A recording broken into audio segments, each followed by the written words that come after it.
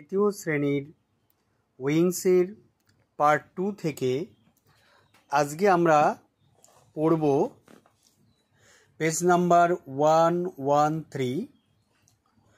একটি গল্প এখানে রয়েছে, তোমরা দেখো। গল্পটির নাম সেলফ চেক। তো লেটস রিড, এসো আমরা পড়ি।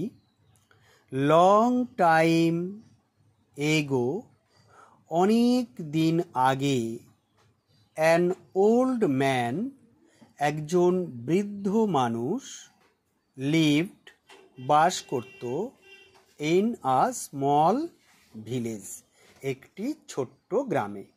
তাহলে অনেক অনেক আগে একজন বৃদ্ধ মানুষ একটি ছোট্ট গ্রামে বাস করত। হি ওয়াজ ভেরি পুওর, সে ছিল খুবই গরিব। পুওর মানে গরিব। হি বিলিভড, সে বিশ্বাস করত। ইট ওয়াজ অল, এই সমস্ত কিছু ছিল, বিকজ অফ হিজ ফেট, তার ভাগ্যের কারণে। মানে সে বিশ্বাস করত এই সমস্ত কিছুর জন্য তার ভাগ্যই দায়ী। এই সমস্ত কিছু মানে তার এই দারিদ্রতা, তার কষ্ট, এসবই তার ভাগ্যের জন্যই হতো বলে সে বিশ্বাস করত। তাহলে every day he went to the nearby canal. Every day, প্রতিদিন, হি ওয়েন্ট, সে যেত, to the nearby canal, পাশের একটি ক্যানেলে। নিয়ার বাই মানে পাশের, ক্যানেল মানে খাল। তাহলে প্রতিদিন সে পাশের একটি খালে যেত। টু কালেক্ট, সংগ্রহ করতে, টু কালেক্ট, সংগ্রহ করতে বা জোগাড় করতে। কি সংগ্রহ করতে? অ্যাকুয়াটিক প্লান্টস, অ্যাকুয়াটিক প্লান্টস, জলজ উদ্ভিদ, জলজ উদ্ভিদ সংগ্রহ করতে যেত। অ্যান্ড ফিশেস, এবং মাছ। তাহলে সে প্রতিদিন পাশের একটি খালে যেত, জলজ উদ্ভিদ এবং মাছ ধরতে বা মাছ সংগ্রহ করতে। He took great risk to do so, সে এইটা করতে অনেক ঝুঁকিও নিত। মানে অনেক ঝুঁকি নিয়েই সে এই কাজটি করত। He aimed to sell his daily cash at the nearby market. He aimed to sell his daily cash. He aimed মানে তার উদ্দেশ্য ছিল, টু সেল, বিক্রি করতে, হিজ ডেইলি ক্যাশ, প্রতিদিন যা সে সংগ্রহ করত, at the nearby market. কোথায়? না সেটা পাশের বাজারে। অর্থাৎ তার উদ্দেশ্য ছিল প্রতিদিন সে যা সংগ্রহ করত তা পাশের বাজারে বিক্রি করতে।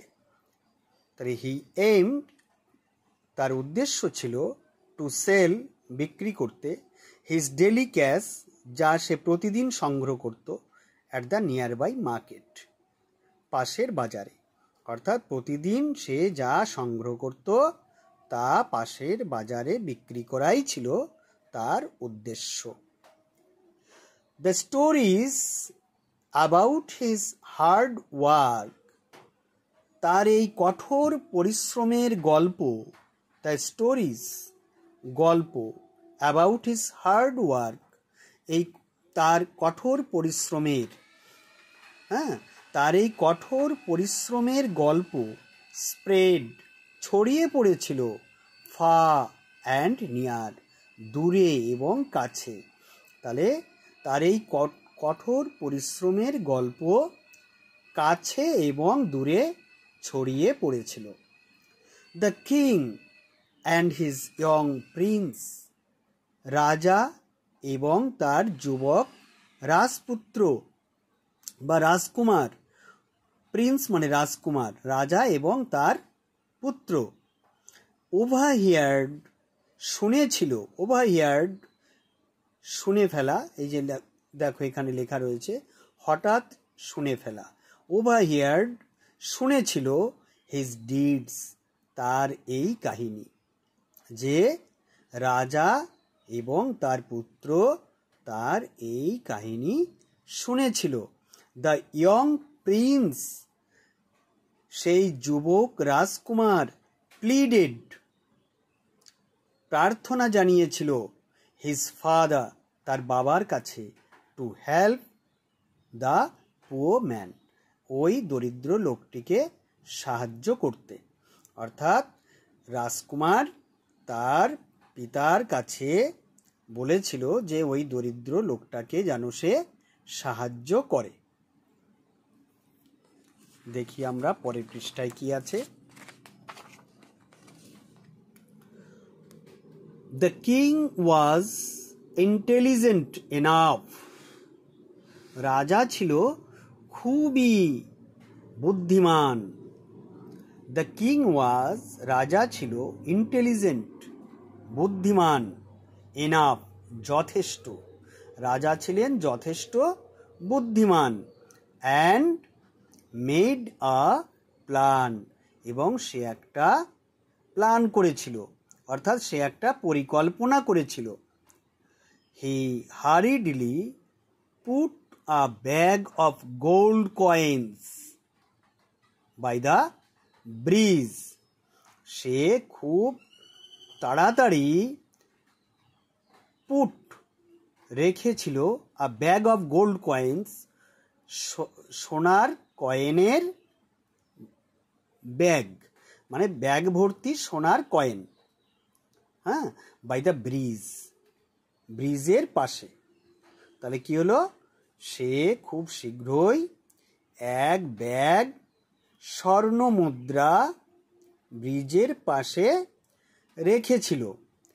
হি হোপড দ্যাট সে ভেবেছিল যে the poor man would see the bag দরিদ্র লোকটি ওই ব্যাগটাকে দেখবে, অ্যান্ড ইটস কন্টেন্টস এবং এর মধ্যে যা আছে, and take it with him এবং এটাকে সে সঙ্গে করে নিয়ে যাবে। তাহলে সে ভেবেছিল যে এই দরিদ্র লোকটি ব্যাগটিকে দেখবে এবং এই ব্যাগের মধ্যে যা আছে সেটা দেখবে এবং এটা সে সঙ্গে করে নিয়ে যাবে। দ্যাট মর্নিং ওই দিন সকালে, ওয়াইল কালেক্টিং ফুয়েল উড যখন সে জ্বালানি কাঠ সংগ্রহ করছিল, দ্য পুয়ার ম্যান সেই দরিদ্র লোকটি হার্ট হিজ লেফট আই তার বা চোখে আঘাত লেগেছিল। হ্যাঁ, তাহলে ওই দিন সকালে দরিদ্র লোকটি যখন জ্বালানি কাঠ সংগ্রহ করছিল তখন তার বা চোখে আঘাত লেগেছিল। হার্ট মানে আঘাত লাগা, আর ফুয়েল মানে জ্বালানি, উড মানে কাঠ, জ্বালানি কাঠ। তারপরে he could hardly open the eye তার চোখ খুলতে খুবই কষ্ট হচ্ছিল। Still he went to work, হ্যাঁ, still he went to work তবুও সে কাজে গিয়েছিল। দ্যাট ডে ওই দিন he had nothing to sell in the market ওই দিন তার কাছে কিছুই ছিল না বাজারে বিক্রি করার মতো। And thus he returned home তাই সে বাড়িতে ফিরে এসেছিল, he could see nearly nothing and thus also failed to see the folded bag kept by the bridge. তাহলে কি হলো, he could see nearly nothing সে কাছের কিছুই দেখতে পাচ্ছিল না, and thus also fail to see তাই সে দেখতে ব্যর্থ হয়েছিল বা সে দেখতে সমর্থ হলো না, দ্য ফোল্ডেড ব্যাগ, সেই ভাঁজ করা ব্যাগটি, কেপ্ট বাই দ্য ব্রিজ, যা ওই ব্রিজের পাশে রাখা ছিল। তাহলে যেহেতু সে কাছের জিনিস ভালো করে দেখতে পাচ্ছিল না, তাই ব্রিজের পাশে রাখা ওই ব্যাগটি সে দেখতে পেল না।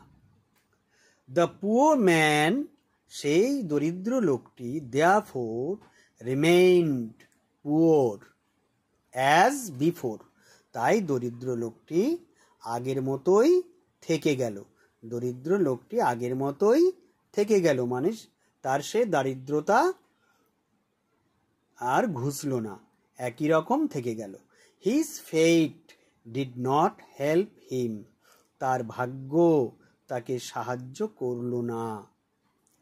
আ ফিউ ডেজ লেটার, কয়েকদিন পর, দ্য ইয়ং প্রিন্স, সেই যুবক রাজকুমার, হিয়ার্ড, শুনেছিল, দ্য পুয়ার ম্যানস স্টোরি, সেই দরিদ্র লোকটির গল্প, অফ ইল লাক, তার মন্দ ভাগ্যের গল্প। মানে কয়েকদিন পর সেই রাজকুমার দরিদ্র লোকটির সেই মন্দ ভাগ্যের গল্প শুনেছিল। ইল লাক মানে খারাপ ভাগ্য। হি আন্ডারস্টুড দ্যাট, সে বুঝেছিল যে, হি আন্ডারস্টুড দ্যাট, সে বুঝেছিল যে, এক্সটার্নাল হেল্প, বাইরের সাহায্য, এক্সটার্নাল হেল্প, বাইরের সাহায্য, can not bring success to anyone, কাউকেই সাফল্য এনে দিতে পারে না। বাইরের সাহায্য কাউকেই সাফল্য এনে দিতে পারে না। He became sure that one day this hard-working man would get success on his own. হ্যাঁ, তার মানে he became sure that, সে নিশ্চিত হয়েছিল যে, one day, একদিন, this hard-working man, এই কঠোর পরিশ্রম করা মানুষটি, would get success, সফলতা অর্জন করবে, on his own, সে নিজেই। অর্থাৎ সে বুঝতে পেরেছিল যে এই কঠোর পরিশ্রম করা মানুষটি একদিন নিজেই নিজের জীবনের সাফল্য অর্জন করতে পারবে। তাহলে এই হলো আমাদের এই গল্পটি। খুব সুন্দর করে বারবার করে গল্পটা তোমরা ভালো করে পড়বে এবং বেশ কয়েকবার ভিডিওটি তোমরা দেখে নেবে। তারপর নিজের বইটি বের করে, তোমার যে উইংস বইটি রয়েছে সেটি বের করে এটা নিজে নিজে পড়ার চেষ্টা করবে। প্রত্যেকটা শব্দের উচ্চারণ এবং বানান এবং বাংলা অর্থ খুব ভালো করে বুঝে পড়ার চেষ্টা করবে। কেমন?